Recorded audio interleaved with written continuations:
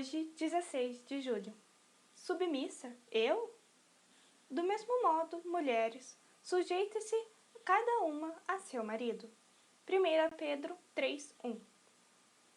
Tenho certeza que todas nós, mulheres, gostaríamos que Pedro começasse o versículo com outro assunto, ou que simplesmente nem abordasse esse tema. Talvez pudéssemos até nos convencer de que ele não passava de um machista, de ter sido influenciado pela cultura da época ou de ser uma pessoa extremamente antiquada. Poderíamos até chegar ao ponto de afirmar que essas palavras foram as únicas não inspiradas na Bíblia inteira.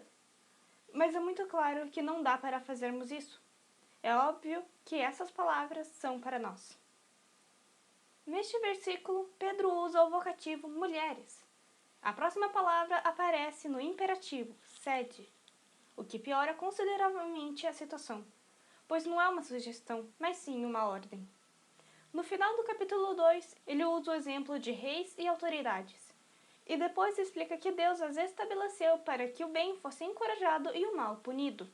Depois, fala sobre a autoridade que um chefe tem sobre os seus empregados e, finalmente, focaliza o exemplo de submissão de Cristo.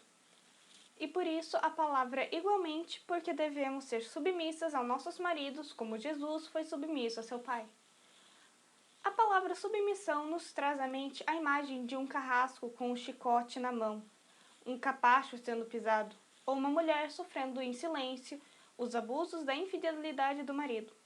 Há inclusive mulheres que erroneamente pensam que submissão significa não ter opinião própria e não se posicionar perante uma decisão. Não há nada de errado com a palavra, mas sim com a nossa interpretação.